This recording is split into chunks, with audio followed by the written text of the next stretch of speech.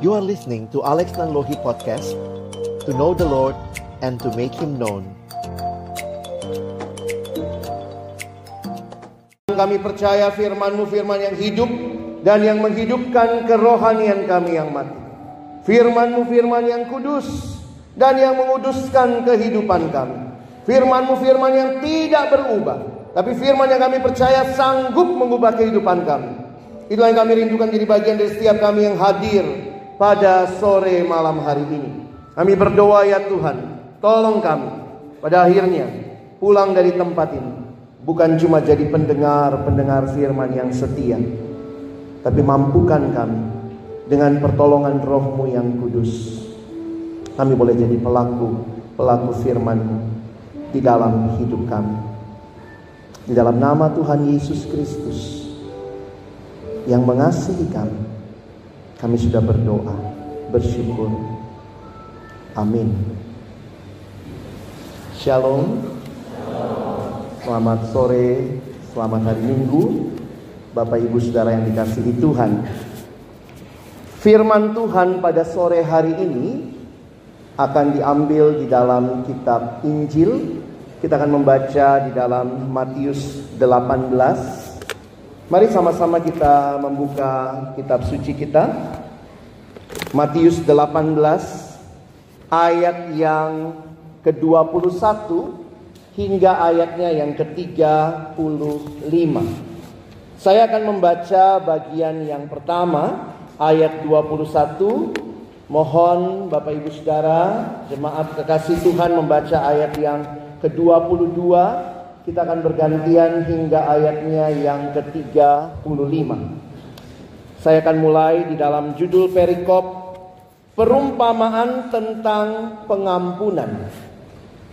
Kemudian datanglah Petrus dan berkata kepada Yesus, "Tuhan, sampai berapa kali aku harus mengampuni saudaraku jika ia berbuat dosa terhadap aku?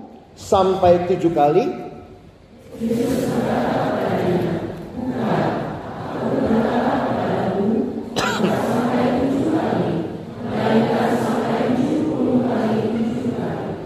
Sebab hal kerajaan sorga seumpama seorang raja yang hendak mengadakan perhitungan dengan hamba-hambanya.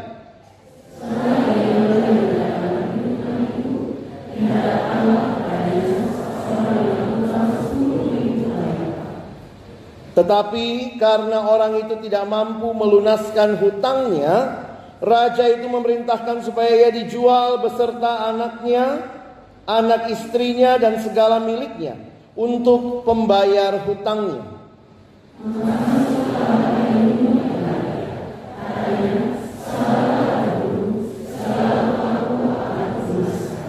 Lalu tergeraklah hati raja itu oleh belas kasihan akan hamba itu, sehingga ia membebaskannya dan menghapuskan hutangnya.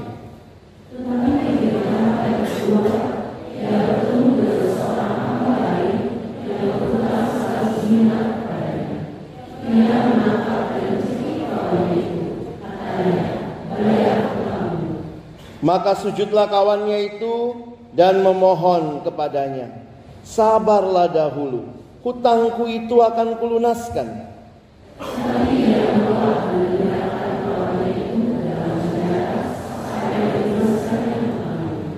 Melihat itu kawan yang lain sangat sedih, lalu menyampaikan segala yang terjadi kepada tuan mereka.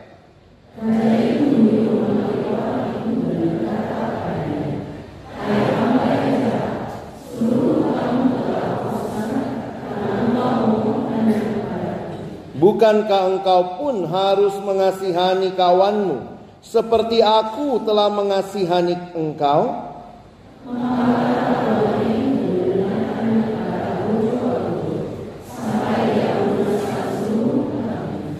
Maka Bapakku yang di sorga akan berbuat demikian juga terhadap kamu, apabila kamu masing-masing tidak mengampuni saudaramu dengan segenap hatimu.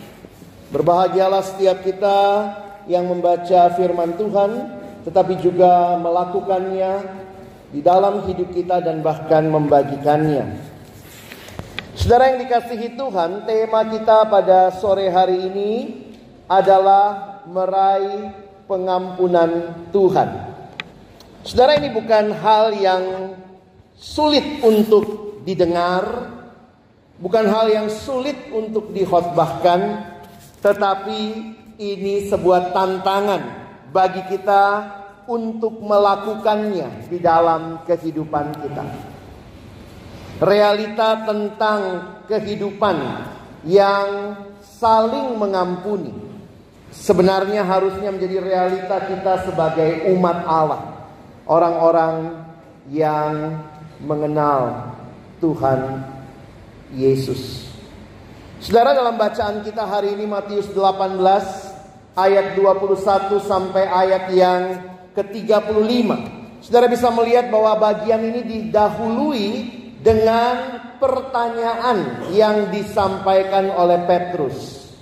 Petrus bertanya, Tuhan, sampai berapa kali aku harus mengampuni saudaraku jika ia berbuat dosa terhadap aku? Sampai 7 kali?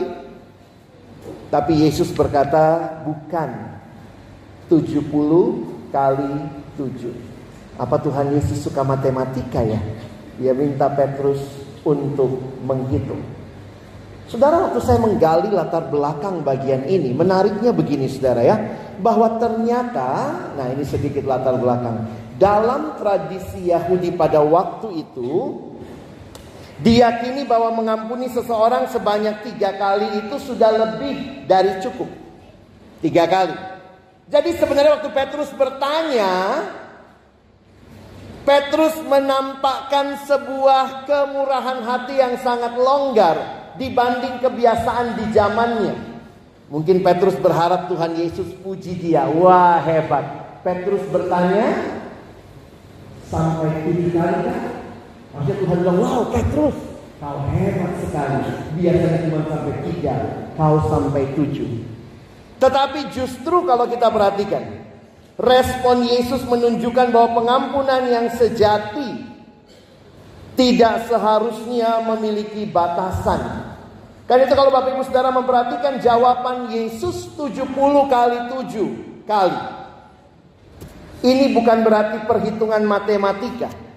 Bukan berarti ada batasan tertentu sebelum kita berhenti mengampuni. 491, oh berarti boleh tidak mengampuni. Karena sudah 490, kalau 491, oh udah lewat batasnya. Tidak. Yesus menggunakan angka tersebut untuk menekankan konsep pengampunan yang tidak terbatas. Dengan kata lain, kita semua harusnya siap sedia mengampuni tanpa memandang berapa kali seorang berdosa kepada kita. Mudah? Tidak mudah. Bapak Ibu Saudara sekalian, satu waktu saya mimpin retret. Lalu kemudian ini dalam retret itu, di akhir retret ada seorang ibu minta ketemu sama saya. Pak Pendeta boleh bicara? Oh boleh Bu, silakan. Ini tante penampilan Kristen sekali ya. Dia pakai salib, terus penampilannya baik. Lalu kemudian dia mulai sharing sama saya. Waktu dia buka sharing saya udah kaget juga. Dia bilang, Pak, saya itu orang baik Pak. Oh, kalau orang baik mari kita doa tutup ya, nggak ada yang perlu di-sharing ya. Lalu kemudian dia cerita, Pak, saya itu orang baik Pak. Saya itu orang biasanya percaya sama orang lain. Tapi, kalau dia cerita, ternyata singkat cerita dia buka usaha sama teman baiknya. Lalu teman baiknya ini ternyata menipu dia. Dan kemudian dia mengalami kerugian saudara ya. Jadi kemudian dia bilang sama saya, aduh Pak Pendeta, saya itu orangnya baik. Kalau ada orang baik sama saya bisa lebih baik sama dia. Saya itu orangnya percayaan Pak Pendeta. Tetapi satu kali saya dikecewakan Pak. Gak bisa saya Pak, punya panjang.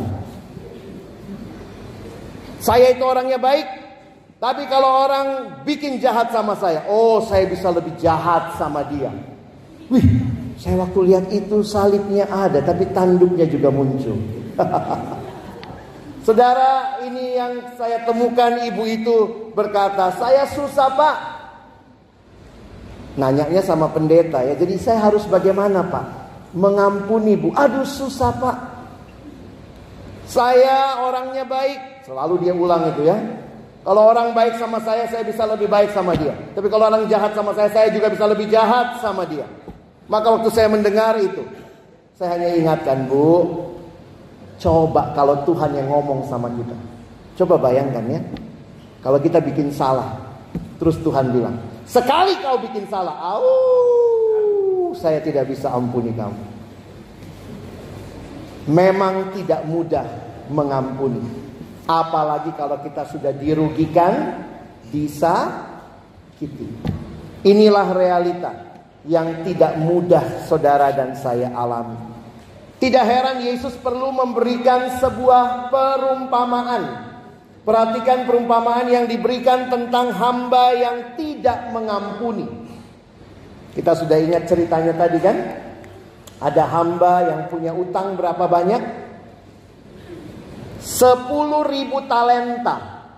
Kadang-kadang kita sekarang kalau bilang talenta langsung kita bilang, oh apa bakatnya, dia nyanyi, oh talentanya nyanyi. Di Alkitab talenta itu adalah jumlah uang.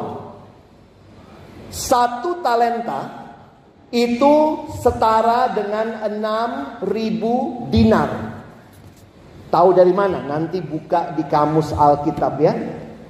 Mungkin udah jarang anak muda bawa Alkitab cetak ya. Sekarang semua HP suci ya. Nah, nggak ada kamusnya tuh. Cek di kamus. 1 talenta itu setara dengan 6.000 dinar.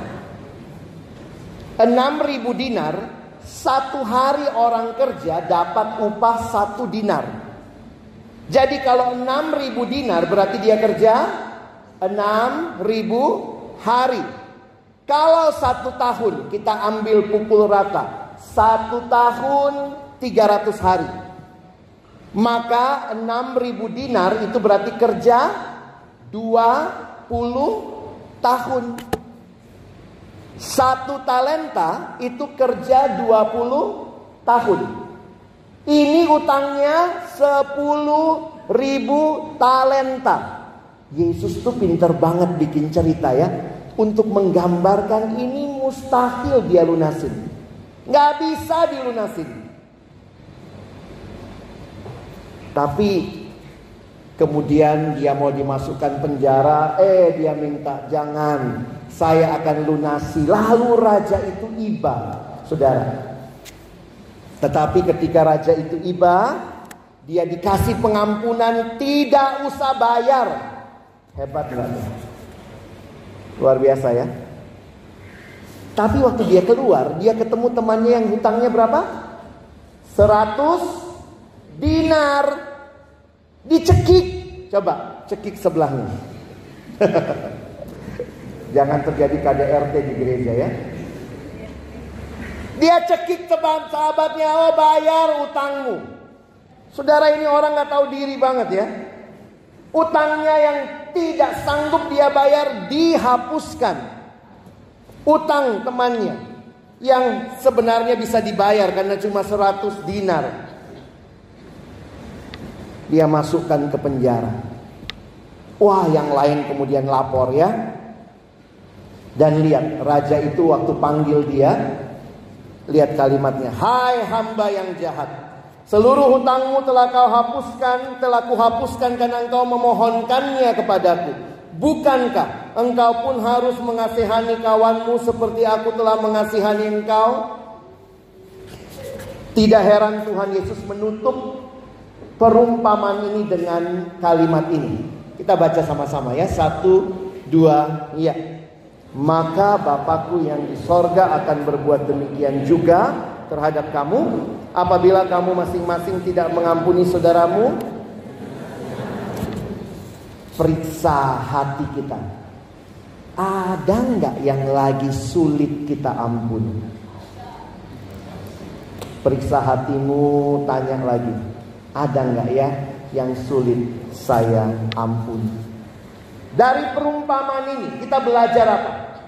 Siapakah yang bisa mengampuni? Sebenarnya kalau saudara mempelajari perumpamaan ini kesimpulannya. Forgiven people forgive.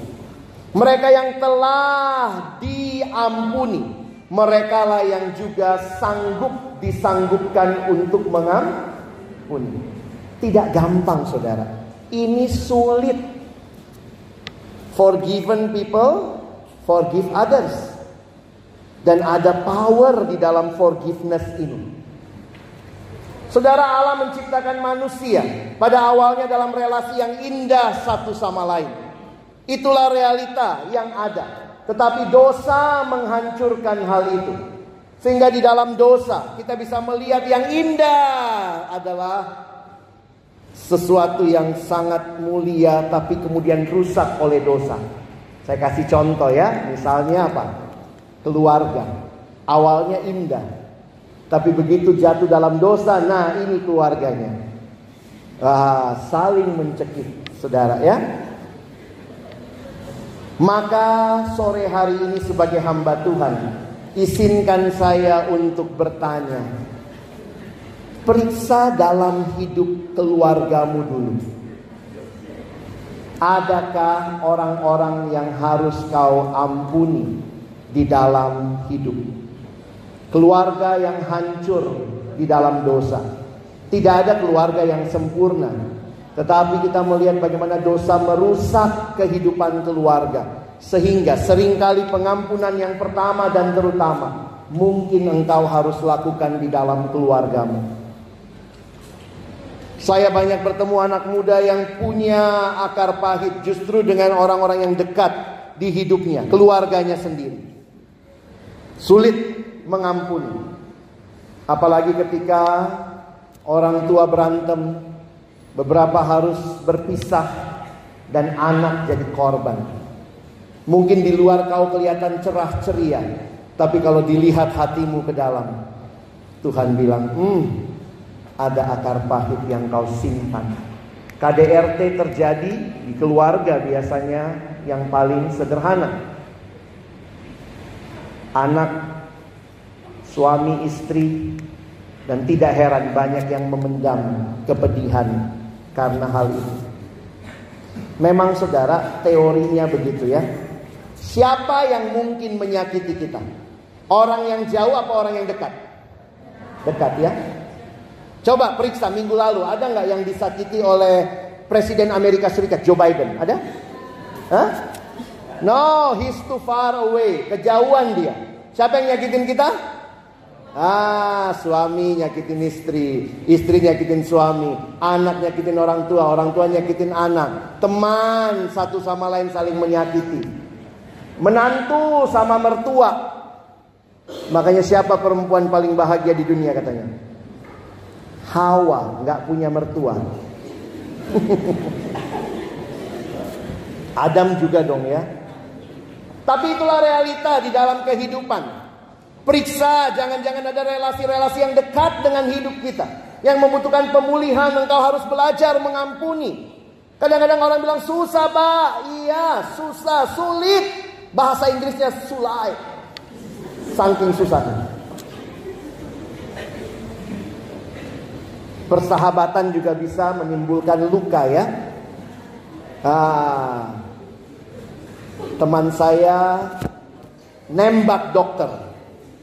Nembak karena dia single waktu itu, dia nembak dokter ya. Terus kemudian ditolak sama dokter itu. Terus dia bilang, dokter ternyata tidak hanya bisa menyembuhkan, tapi juga bisa melukai. Wih. Ya kayak gitu jadi nikot ya. Nah saudara yang dikasihi Tuhan, lihatlah realita persahabatan juga tidak selamanya mulus. Yang terjadi di sekitar kita, kita bisa lihat ya. Bagaimana persahabatan yang baik ternyata bisa jadi renggang. Belum lagi di sekitar kita juga ada bullying terjadi. Kekerasan terjadi di antara sahabat. Kadang-kadang kita gak sadar bully orang ya. Waktu dia lewat gitu, Tuhan salah bikin. Kemarin saya cerita ya. Ada kebaktian kami di sini kemarin. Ada siswa datang sama saya. Kak Alex, saya dibilang jelek sama teman-teman saya. Saya liatin memang jelek sih. Mau bilang apa ya? Karena secara casing. Tapi saya bilang sama dia, tampilan itu tidak mengurangi keberhargaanmu. Alkitab berkata, engkau berharga di mataku. Siapa yang bilang engkau berharga di mataku? Tuhan yang bilang. Tuhan yang cipta kamu. Dia bilang kau berharga di mataku. Jadi kalau temanmu bilang kau tidak berharga, percaya siapa? Tuhan apa temanmu? Tuhanlah. Jadi meskipun tampilanmu kurang bagus, kau tetap berharga. Jadi saya bilang sama anak itu, kalau ada yang bilang kau jelek, tatap matanya, pelototin, bilang sama dia, kau bilang saya jelek, masalahnya bukan di saya, di matamu. Ya, matamu tidak bisa melihat seperti penciptaku melihat. Aku berharga. Ayo bilang sama temanmu, kamu berharga di mata Tuhan ya. Yang suka bully-bully teman pulang, minta maaf. Maaf saya bilang kau gemuk. Sebenarnya kau nggak gemuk, kau subur. Saya waktu remaja, waktu zaman mahasiswa, saya jerawatan saudara. Kalau deket kamu bisa lihat bekas-bekas kawah penderitaan. Dulu saya senang juga ya teman-teman kadang-kadang memuji, tapi nggak tulus memujinya. Tapi untuk beberapa orang tuh menekan ya. Satu waktu saya datang bilang, aduh Alex, jerawat udah kurang ya. Iya, kurang tempat. Kurang sih saudara ya, kurang tempat. Relasi kita mungkin menimbulkan luka. Maka tema ini penting buat kita. Kalau saudara orang Kristen, ingatlah mengampuni merupakan salah satu kualitas orang Kristen paling penting. Ada banyak definisi pengampunan, tetapi akhirnya saya sadar dari cerita yang kita baca tadi, apa yang Yesus ilustrasikan. Saya mengutip kalimat pendeta Timothy Keller. Perhatikan begini saudara, kalau saya mengampuni, berarti ada kerugian kan? Berapa kerugian raja tadi? 10.000 talenta. Kalau raja itu mengampuni, siapa yang bayar 10.000-nya? Yang mengampuni. Siap mengampuni? Berarti kamu yang tanggung harganya. Iya kan? Oke lah, kau utang sama saya 5 juta, ya sudahlah, saya ampuni kamu. Berarti siapa yang tanggung 5 jutanya? Saya. Makanya lihat kalimat pendeta Timothy Keller ya. Kita baca sama-sama. 1, bacanya yang Indonesia aja ya, sebelah kanan ya. 1, 2 ya. Pengampunan adalah suatu bentuk penderitaan yang bersifat sukarela dalam mengampuni daripada membalas dendam.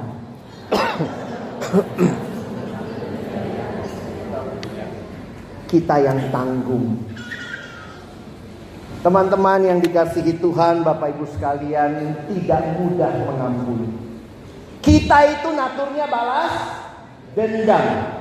Waktu saya pelajari Alkitab, ada bagian hukum Taurat yang mengatakan apa? Mata ganti mata, giginya kau cabut giginya, begitu ya. Wah, itulah gak mudah loh.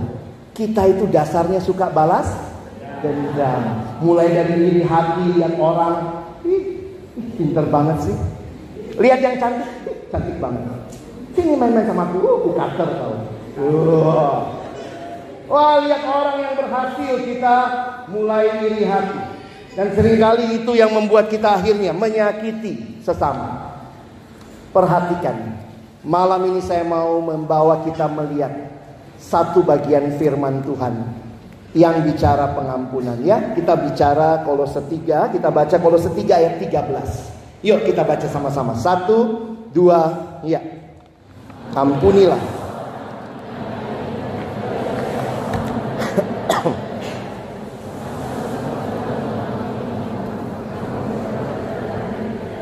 Perhatikan yang saya garis bawahi. Di dalam Alkitab, ampunilah adalah bentuk perintah, bukan bentuk suggestion. Ya, kalau bisa tolong ampuni. Tidak. Ini perintah. Ampunilah. Dan siapa yang harus diampuni? Seorang terhadap yang lain, ya. Jadi kalau kita lihat seorang akan yang lain, kenapa? Karena realitanya di dalam kehidupan kita berinteraksi dengan banyak orang. Interaksi itu bisa positif, bisa negatif. Nah, kalau kita perhatikan hasil interaksinya bisa ada salah paham, sakit hati, marah, perkelahian, dan bisa berakhir pada dendam.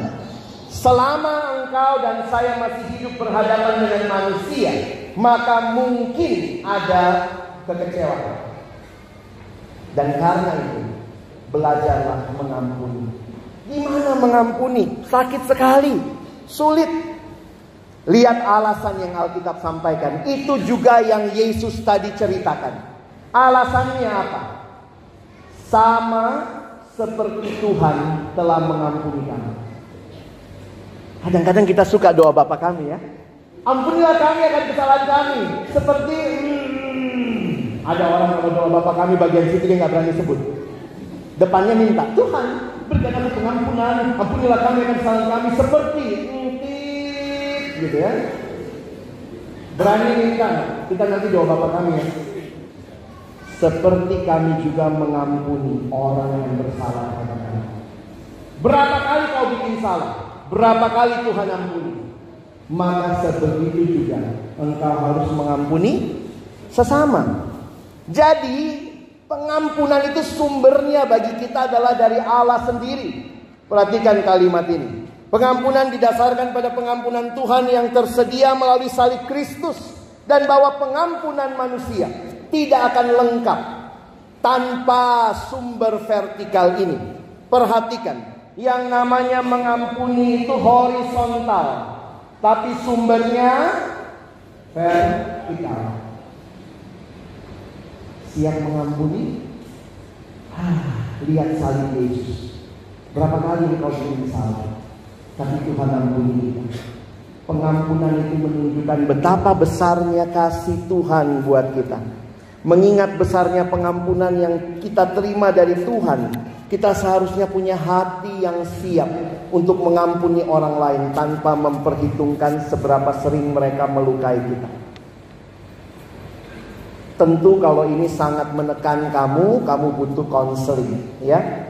Untuk saudara-saudara yang mungkin punya pergumulan yang dalam, seringkali engkau harus ditolong juga oleh hamba Tuhan, oleh mereka yang belajar secara khusus untuk menolong kamu pulih dari luka-luka batin.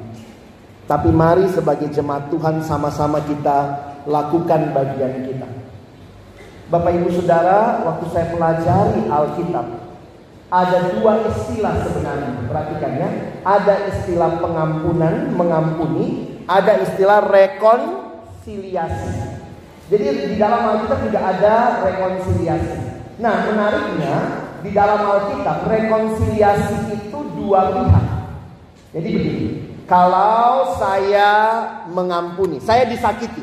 Kalau saya disakiti, saya mengampuni yang menyakiti saya. Kalau yang menyakiti saya sadar, dia minta maaf sama saya, terjadi rekonsiliasi. Tapi uniknya apa? Rekonsiliasi dua pihak, mengampuni satu pihak. Nah, di Alkitab ternyata kalimat tentang rekonsiliasi itu bukan perintah, tetapi itu saran. Nah, ini ayatnya, ya. Sedapat-dapatnya, kalau hal itu bergantung kepadamu, hiduplah dalam perdamaian dengan semua orang. Semua kita bisa mengampuni. Ayo bilang sama-sama, 1, 2 ya. Semua kita, tapi tidak semua situasi terjadi rekonsiliasi. Saya kasih contoh. Beberapa tahun yang lalu saya mendengar kesaksian seorang ibu yang masa remajanya begitu sulit karena dia minder. Dia lahir dengan organ tubuh yang tidak lengkap. Tangannya, jarinya nggak lengkap, kakinya, jarinya tidak lengkap, dan dia berjalan timpang. Ibu ini masa remajanya begitu sulit, dibully teman-temannya, sampai satu waktu dia tahu kenapa dia seperti itu.